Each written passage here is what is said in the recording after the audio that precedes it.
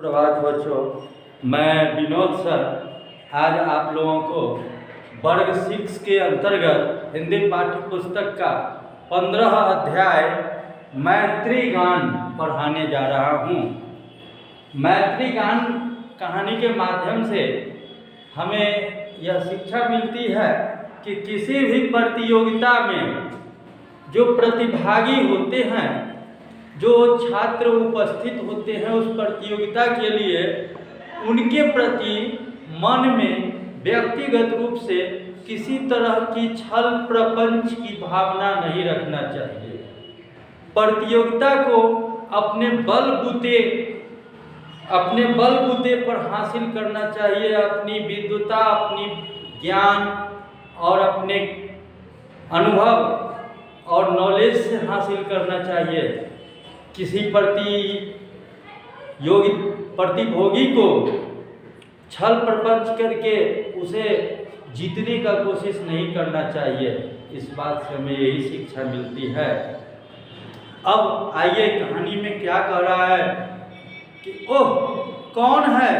जैसे ही तारा किसी से टकराई वह चिल्ला उठी, कुछ संभली तो अंधेरे में देखा दो बड़ी बड़ी आंखें उसको घूर रही है मतलब बड़ी गौर से देख रही है, ध्यान से देख रहा है।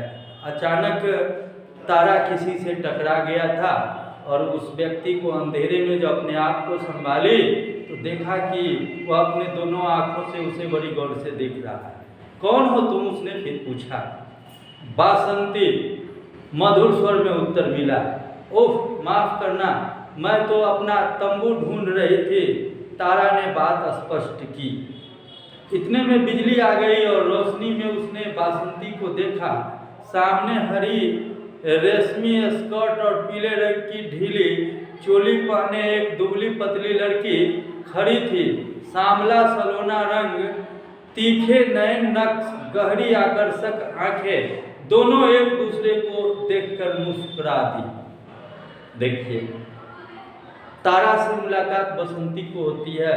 बसंती उसे जब रोशनी आती है तो अंधेरा का दूर होने के बाद बसंती तारा को देखती है। बसंती का शारीरिक रूप का बनावट किया है, जिसमें बताया गया है कि वह रेशमी स्कर्ट पहनी हुई है, पीले रंग की ढीली ढाली चोली पहनी हुई है, पतली दुबली लड़की है, सांवला सलोना है और तीखे नयन नक्श अर्थात आंख बड़ी सुंदर है, गहरी आकर्षक है। दोनों एक दूसरे को देखकर मुस्कुरा दी। अरे मैं तो अपना तंबू ढूंढ रही थी, तारा ने फिर दोहराया। बासंती की कुछ समझ में तो नहीं आया, बस अचकचाकर शीघ्रता से बोली, एन पेड़ बासंती, मेरा नाम बासंती है। तारा ने मंद मुस्कान के साथ सिर हिला दिया। बासंती के सिवा उसको कुछ समझ नहीं आया था। फिर दोनों खिलखिलाकर हंस पड़ी और अपने अपने रास्ते चल दिए। दोनों से मुलाकात होती है, दोनों एक दूसरे को देखती है, परिचय होता है और दोनों बातचीत करने के बाद अपनी अपनी राह चल दी। चेन्नई में अंतर जातीय विद्यालय सांस्कृतिक समारोह हो रहा था। दोनों उसी में भाग लेने आई थी। तारा उत्तर प्रदेश के छोटे से नगर बुलंद शहर में रहती थी और वह सुगम संगीत की प्रतियोगिता में अपने देश का प्रतिनिधित्व करने चेन्नई आई थी। संगीत उसके स्वभाव का ही एक अंग बन चुका था। इस कार्यक्रम में भाग लेने के लिए चेन्नई आना उसके लिए महत्वपूर्ण बात थी, परंतु यहाँ वह अपनी आयु के किसी साथी की कमी को महसूस कर रही थी। अगले दिन से प्रतियोगिता आरंभ थी। सभा भवन में पहुंचकर तारा ने बासंती को भी अपने दल के साथ खड़े पाया। दोनों एक दूसरे को देखकर मुस्कुराई। फिर वही दोनों आमना सामना उस समारोह भवन में होता है। एन पेड़ बासंती अपनी ओर संकेत करके बासंती ने तारा को समझाने का प्रयास किया। मैं तारा बोली। बसंती को परिचय देती है तारा कि मैं तारा हूँ। दिल्ली वाला, तुम दिल्ली वाली हो? उसने पूछा। नहीं, मैं बुलंदशहर से आई हूँ और तुम कहाँ से आई हो? तारा ने उत्तर देते हुए पूछा। अब बासंती उलझन में पड़ गई और कह दिया बारायूर, यह उसके शहर का नाम था। तारा ने दोहराना चाहा पर असमर्थ रही। बासंती तेजी से हंसी। तारा ने फिर पूछा, तुम्हें हिंदी आती है? इल्ले, बासंती ने अपने दोनों अंगूठे और सिर हिला दिया। अंग्रेजी, तारा ने फिर पूछा। वैसे अंग्रेजी तारा की खास अच्छी नहीं थी। इल्ले, बासंती ने फिर इशारे से दोहराया। तारा और बसंती एक दूसरे से परिचित में कहती है। तारा पूछती है, क्या तुम हिंदी जानती हो? तो बसंती कहती है, इल्ले मीन्स अंग्रेजी जानती है। तारा का अंग्रेजी कुछ अच्छा नहीं था। प्रतियोगिता में भाग लेने वालों ने अपने अपने प्रदेश के गीत गाए। तारा के मधुर कंठ से कजरी सुनकर हॉल में तालियां गूंज उठी। कुछ देर बाद बासंती के कुंभी पातू, जो तमिलनाडु का लोकगीत है, ने भी दर्शकों को उतना ही आनंद विभोर कर दिया। तालियों की गड़गड़ाहट से एक बार फिर हॉल गूंज उठा। तारा की परफॉर्मेंस से, उसके लोकगीत से जो दर्शक थे, जो श्रोतागण थे, काफी प्रभावित। बासंती शास्त्रीय संगीत प्रतियोगिता में भाग लेने के लिए तमिलनाडु राज्य के बारायूर से आई थी। मुकाबला तगड़ा है। तारा की प्रशिक्षिता मीरा ने तारा को सावधान किया। अर्थात तारा की जो प्रशिक्षिका थी, जो उसे संगीत की शिक्षा दे रही थी, उसने कहा कि मुकाबला तगड़ा है, समझ जाओ। हाँ मीरा दीदी, यह बहुत अच्छी गाती है, तारा ने कहा, पर मैं जमकर अभ्यास करूंगी, हमें जीतना ही। मुझे तुमसे पूरी उम्मीद है। मीरा ने पीठ ठोकर तारा का उत्साह बढ़ाया। तारा बोली कि मैं इस प्रतियोगिता को जरूर जीतूंगी। इस पर उसकी शिक्षिका मीरा ने उसे शाबाशी दिया और उसका हिम्मत बढ़ाया। बासंती भी समझ चुकी थी कि जिसके साथ वह थोड़ी देर पहले दोस्ती करना चाहती थी, वही उसकी मुख्य प्रतिद्वंदी। तारा को बासंती समझ गई कि मुझसे जिसकी मुलाकात हुई है, तारा नाम की लड़की, उसी से हमें प्रतियोगिता करनी है। सभागार के बाहर दोनों की नजरें मिली, परंतु प्रतिस्पर्धा के भाव में से दोनों मुंह मोड़कर अपने अपने खेमे की ओर चल दी। वे दोनों एक दूसरे की विरोधी थी, जो एक ही पुरस्कार पाने के लिए संघर्ष कर रही थी। सारा दिन तारा अभ्यास करती रही। बासंती ने भी अपने खेमे घंटों बिना पर अभ्यास किया। वे दोनों भोजन कक्ष में मिली, पर एक दूसरे को अनदेखा करके अलग अलग स्थान पर खाना खाने बैठ गए। देखो, जो दोनों एक दूसरे से मिली थी, जो दोनों एक दूसरे के काफी करीब थी, वह प्रतिस्पर्धा के कारण भोजन कक्ष में दोनों दो स्थान पर बैठ गई। अर्थात प्रतिस्पर्धा ने दोनों को दोनों किनारे कर दिया। मुख्य धारा से एक दिन पहले सब महाबलीपुरम घूमने गए। चमचमाता था नीला सागर, चांदी सी रेत और मंद मंद शीतल समीर।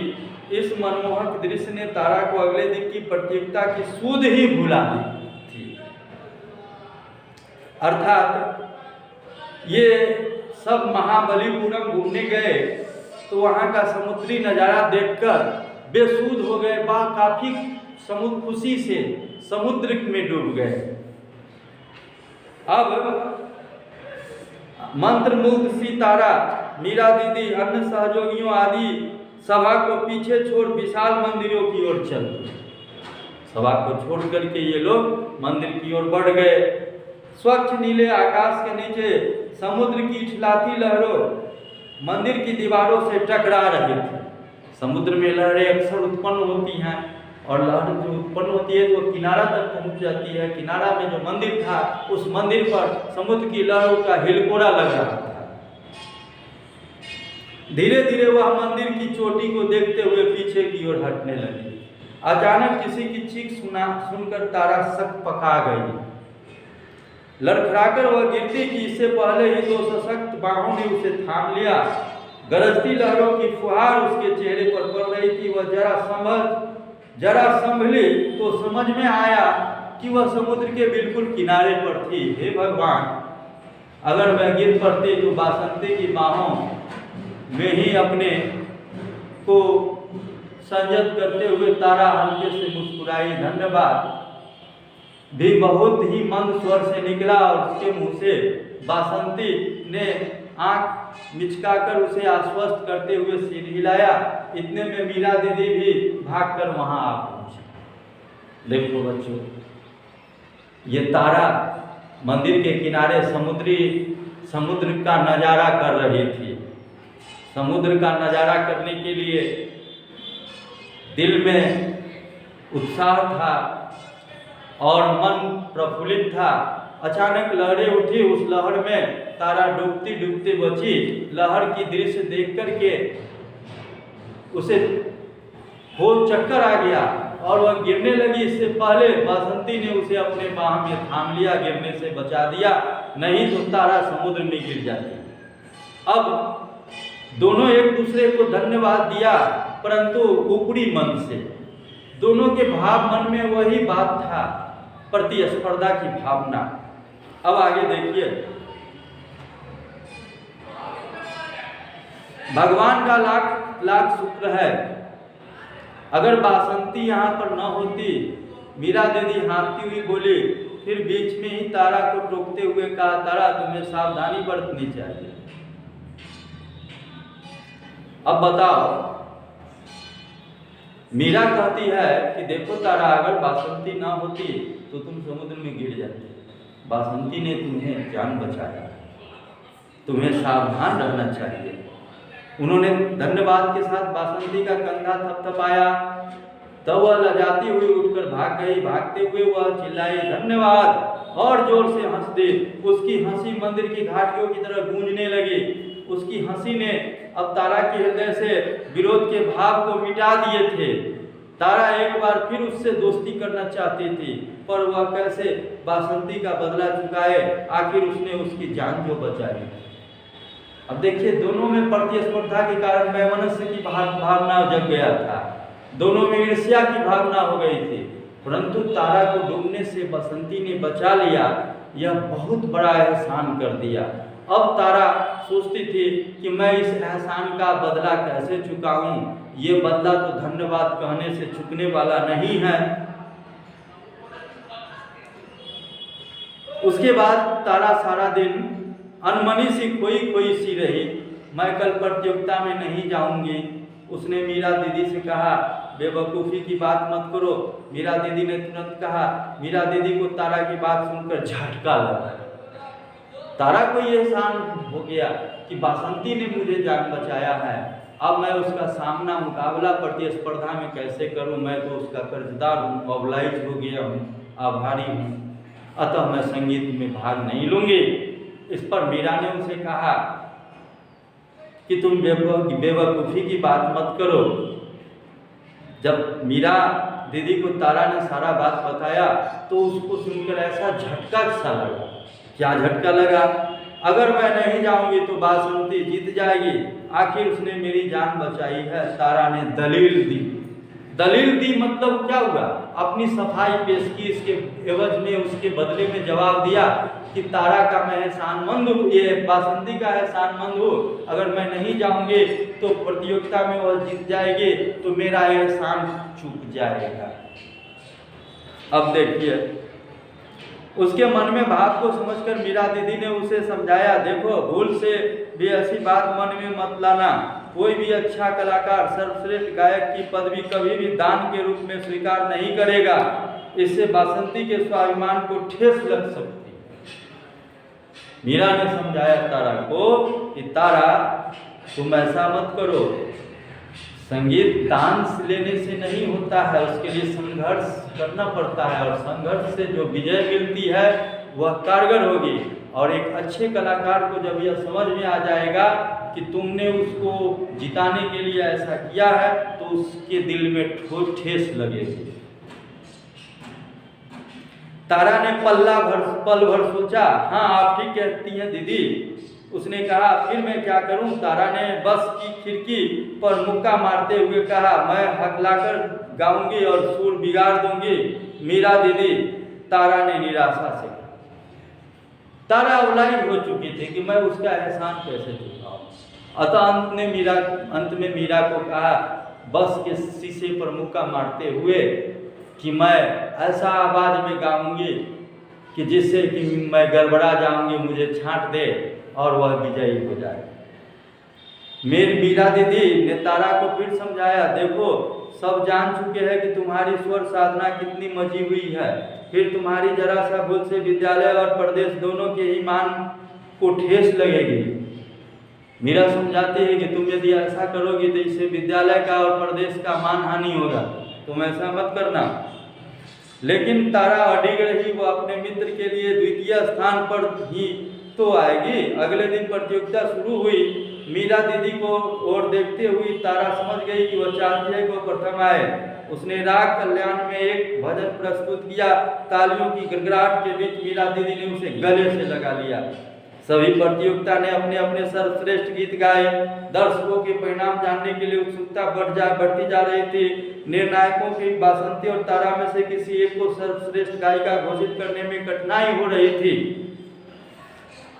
क्योंकि ट्रॉफी एक थी और श्रेष्ठ प्रतियोगी दो। अंत में उन्होंने निश्चय किया कि दोनों एक एक गीत और गाएं, जिसके आधार पर उनमें प्रथम और द्वितीय स्थान का निर्णय किया जा सके। पहले तारा को बुलाया गया। अब दोनों के परफॉर्मेंस से जो निर्णायक थे वो भी असमंजस में पड़ गए कि मैं प्रथम किसे घोषित करूं। अंततः उसने फिर एक एक गीत दोनों को गाने के लिए कहा, जिसके आधार पर वह चुन सके कि इसमें से प्रथम गायिका कौन हो सकती है। मीरा दीदी ने तारा के दोनों हाथ अपने हाथों से पकड़कर उसकी विजय की मंगल कामना की। तारा पूरे आत्मविश्वास के साथ मंच पर पहुंची। लोगों ने खुशी से उसका स्वागत किया। मंच पर खड़े होकर तारा ने चारों ओर नजर घुमाई। जैसे ही उसकी दृष्टि बासंती की ओर गई, उसने पूरी शुभकामनाओं के साथ अपने दोनों हाथ ऊपर उछाल दिए। इस सद्भाव के प्रति अपनी कृतज्ञता प्रकट करने के लिए तारा कुछ देर मंच पर स्तब्ध रही। उसे यूं खड़ी देखकर दर्शक असमंजस में पड़ गए। तभी उसका फुसफुसाता हुआ सा स्वर तमिल गीत के साथ सुनाई दिया। अर्थात तारा मंच पर खड़ी होकर बासंती पर जब नजर गया तो उसने अपने दोनों हाथ उठाकर बासंती के साथ, दर्शक के साथ बासंती को अभिवादन किया और उसके प्रति अपना आभार व्यक्त किया, अपना कृतज्ञ व्यक्त किया कि तुम्हारे कारण मैं आज इस स्टेज पर जीवित खड़ी हूँ। अगर तुम ना होते तो मैं कब के न समुद्र में विलीन हो गया होता। इतना देर तक हाथ जोड़े खड़ी रही, जिसे दर्शक स्तब्ध में असमंजस में पड़ गए कि क्या करने जा रही है तारा। अंततः उसने तमिल भाषा में अपना गीत गाना प्रारंभ कर दी और उसके बाद क्या होता है वो देखिए। ओरी बिलियार पापा नी ओइंद्रिक केलगढ़ पापा, बच्चों तुम्हें चुस्त रहना है, तुम्हें सुस्त नहीं रहना है। यह तमिल उसने अपने विद्यालय में सीखा था। उसकी तन्मयता और गीत में उसके स्वर के सही उतार चढ़ाव ने श्रोताओं को भाव विभोर कर दिया। इस गीत की समाप्त होते ही तालियों की गिड़गिड़ाहट से हॉल गूंज उठा। मन से उतरते हुए तारा ने देखा कि बासंती की गहरी काली आंखें स्नेह से मुस्कुरा रही है। मीरा दीदी तारा की ओर लपकी, परंतु उसके चेहरे पर निराशा का भाव स्पष्ट झलक रहा था। पास आते हुए उबल पड़ी, यह तमिल गीत की क्या सूझी तुम्हें? यह जानते हुए भी तुम हिंदी में बहुत अच्छा गाती हो, सबको सब पता है। कहकर तारा निर्विकार भाव से अपने स्थान पर जा बैठी। बासंती मंच पर जा पहुंची थी। संगीतज्ञों ने वाद्य यंत्र शुरू करने का इशारा किया। तभी बासंती का मधुर स्वर उभरा, हम होंगे कामयाब, हम होंगे कामयाब एक दिन। उसने भी अपने विद्यालय में यह गीत, हिंदी गीत सीखा था। एक बार फिर श्रोता विस्मित रह गए, विशेषकर तारा।